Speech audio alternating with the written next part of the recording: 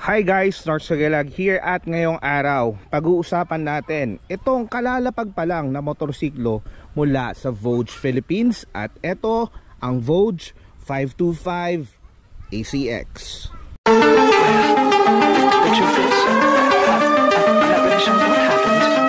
If you came to prove, there's no reason to prove.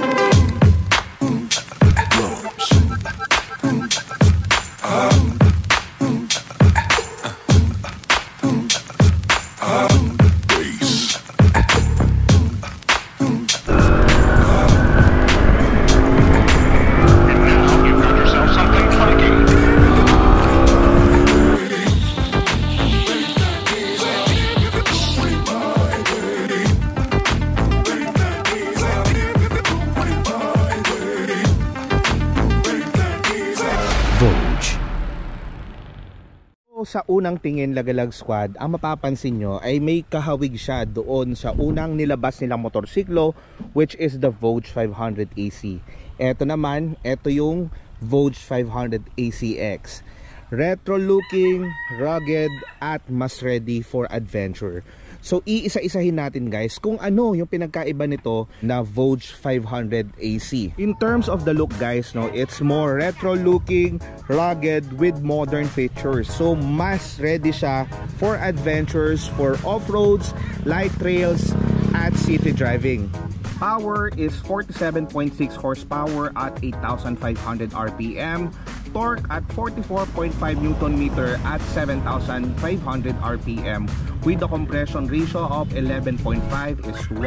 Para sa engine specifications, we have 494cc Euro 5 engine, dual cylinder, 8 valves, liquid cooled, dual overhead cam with 6-speed transmission. Pansin nyo Lagalag Squad, mas in-improve na yung engine because it now carries the 494cc. So meron tayong mga mapapansin guys na pinagkaiba. Number 1, meron na tayo naka-install na small windshield which makes it more aerodynamic and protects your TFT. Yang suspension is same, KYB inverted fork. Meron din tayong dual disc brake sa harap powered by Nissin caliper. Naka ABS na rin yan, powered by Bosch. Have 110/80/19 dual sport ang kanyang gulong at naka wired rims or nakarayos na. Pero ito guys ay tubeless. Naman sa likod we have 150/70/17 wired rims din, tubeless. Ang gamit na gulong is Metzeler Tourance. KYB monoshock, single disc brake sa likod powered by Nissin caliper. Tapos Bosch ABS na rin siya. Para naman sa kanyang lighting system guys, no, all lights, headlights, stop lights, signal lights are all LED. Isa sa mga difference din is etong kanyang emblem. Ayan, mas premium looking siya if you compare it dun sa nauna, kasi yung una medyo flat lang siya at madali siya matanggal. Eto, mas maganda yung kanyang emblem with the highlights of the sticker, no? Yung decals niya na 525X, tapos with linings of yellow. So mas pop na pop yung color, hindi katulad nung 500 AC na plain lang siya with the emblem. Eto, mas pinaganda niya yung itsura nito, mas tumikas. Buksan natin. Same pa rin, you have your full colored adaptive TFT. Ibig sabihin guys, pag masyado maaraw magpuputi yan, at kapag madilim naman kulay itim. So dyan yung makikita lahat ng kanyang mga information. You have your fuel capacity, your tire pressure monitoring which is always a plus, your odometer dyan. Nandito rin yung ating gear indicator, speed indicator, side stand indicator, tapos yung inyong temperature. Tapos pansin nyo, lumalabas na itong wrench sign. Ibig sabihin dapat na siyang ma-PMS because ang ating current trip is 1,420 kilometers. Sa totoo lang guys, ginamit na natin to sa Bicol.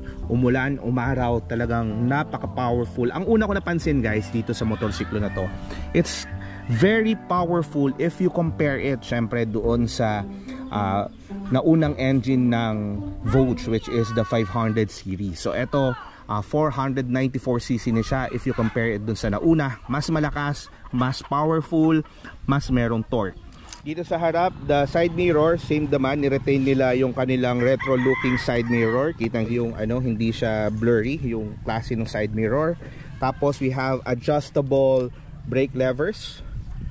Even sa kanyang clutch. Headlights, same pa rin, ni-retain niya yung pagka-classic look, same as the 500 AC. Eto mga mini driving lights guys, dinagdag na lang yan, no? And even the radiator guard. So wala kayong magiging problema guys, no? If you're looking for accessories, marami sa online, marami din sa kasa, no? So eto, nilagay na rin dyan. Kung meron akong sigurong papa-improve, wishlist lang naman, definitely. Sana nilagyan nila ng skid plate ito instead of this plastic material dito sa ilalim. Siguro kung ako, para mas mag-iba siya, mag-elevate ng konti, magpapafabricate ako, or out of the kasa meron na siyang skid plate. Yun lang naman, minor details. Yung kanyang pillion handle, same pa rin naman. Ito ay pinakabit na lang namin kasi naglagay ako ng alloy top box.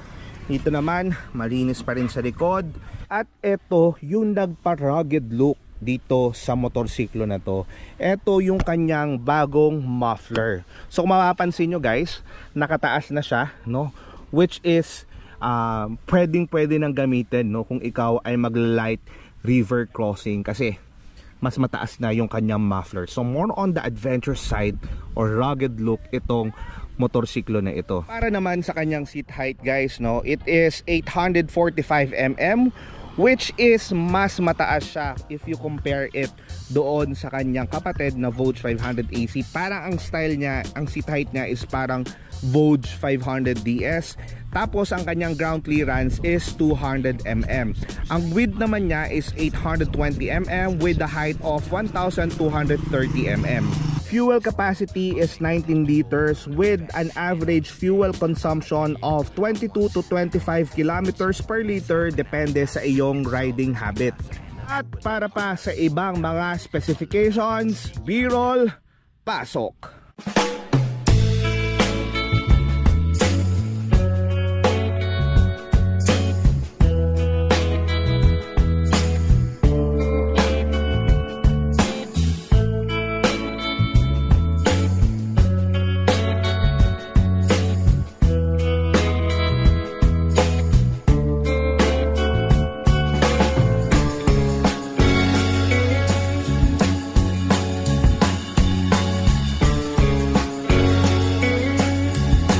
Siyempre, hindi naman tayo papayag na hindi natin ma-soundcheck itong motorsiklo na to.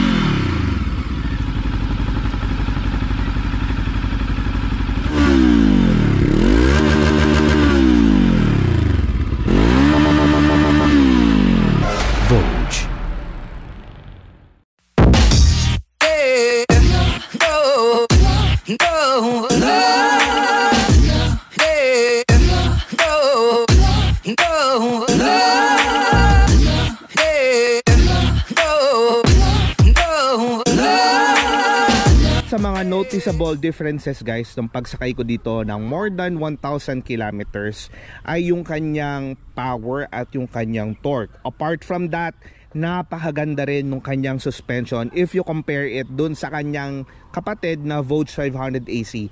Si Vogue 500 AC kasi medyo bouncy yung dating. Eto, mas relax, mas maganda yung kanyang tuning ng suspension. Hindi siya malambot. Tamang-tama yung bounce, yung rebound at play ng kanyang shock. Mas gusto ko siya. Para siyang adventure bike, parang style ng DS, ng Vogue. Ganyan yung pagka-tune ng kanyang suspension.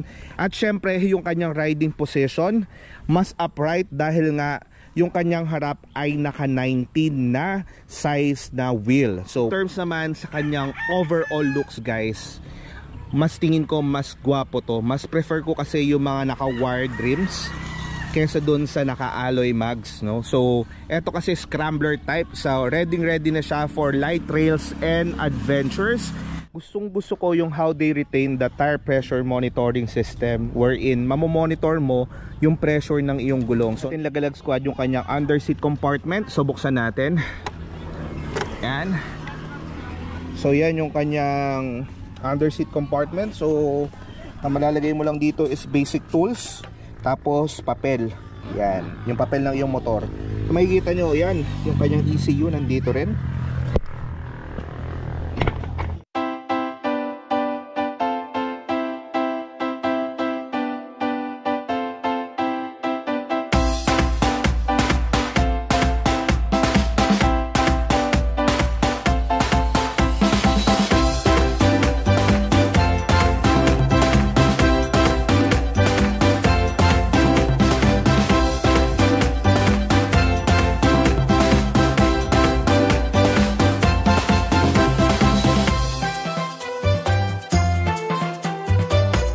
Have it, Lagalag Squad, yan yung aking review ng Vogue 525 ACX.